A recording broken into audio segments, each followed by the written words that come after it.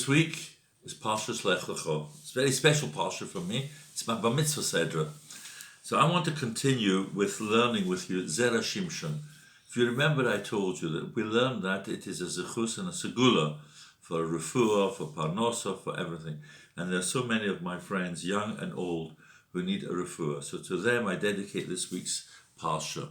And of course to those who are now suffering from parnosa problems because of this pandemic, we wish them as well hatzlocha.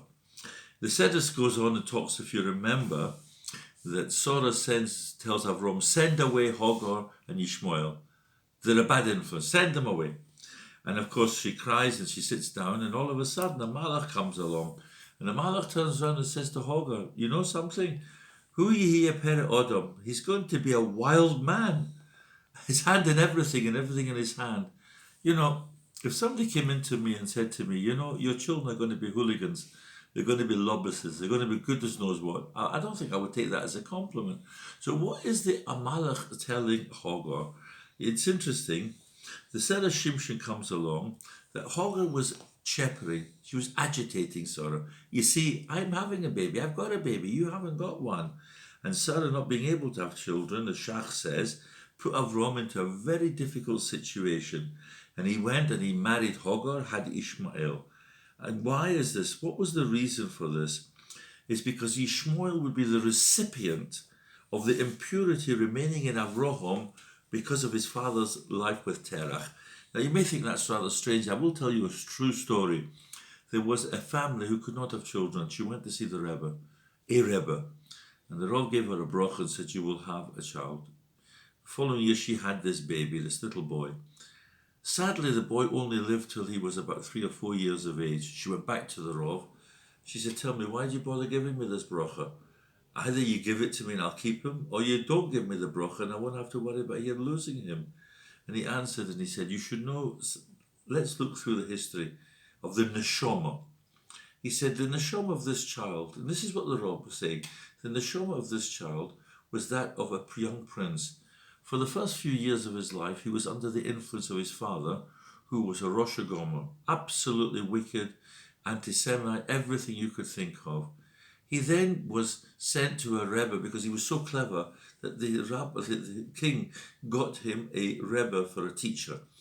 And he changed completely. And of course, the story goes that this prince then became a Baal Teshuvah, became a Ger, and he lived. Now, there was 4 years of this poor prince's neshama which had to be purified.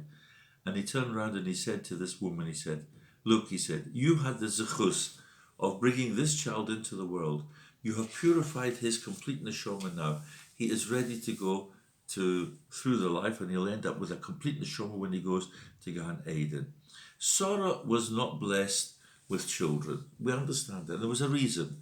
Because if she would have had a child, the unfortunate problems of Terach's education to Avram when he was a child up to 3 would have affected the neshama of Yitzchak when he would have been born.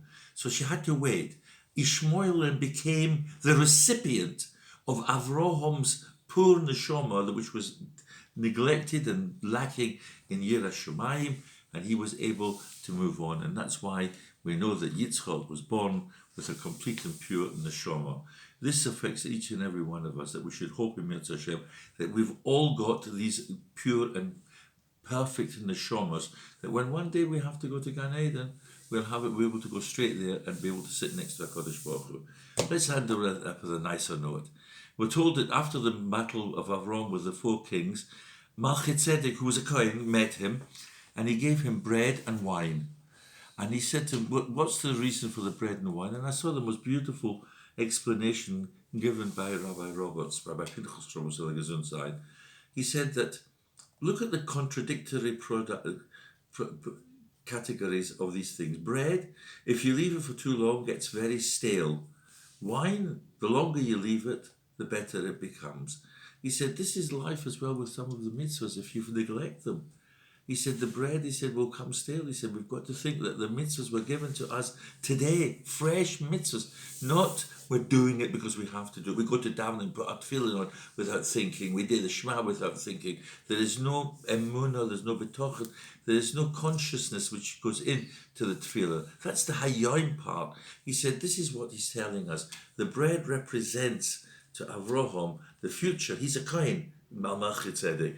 And he was telling us that the kahuna would have to bring down the bread, have to teach as well as the teachers, to teach us that the Torah has to be fresh. But he said it's got to be the traditional ones, the ones which were given to us over and over again. Because the longer the wine is in the bottle, in the casket, the longer, the better it becomes. If you remember, when Yosef said, what did he send to his father when he met him? He sent him wine, just to tell him that he hadn't lost, he had matured in Torah.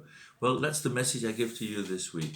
Let's hope in Mirz Hashem, with the zechus, that we will all eat bread, we will all drink wine, we will keep the mitzvahs as though it's something fresh, we will continue to keep the mitzvahs which were traditional, given to us at the time of Har Sinai, and hope b'shor tov mitzlachas, then the shomas which we are davening for will become pure. We wish everybody a good Shabbat.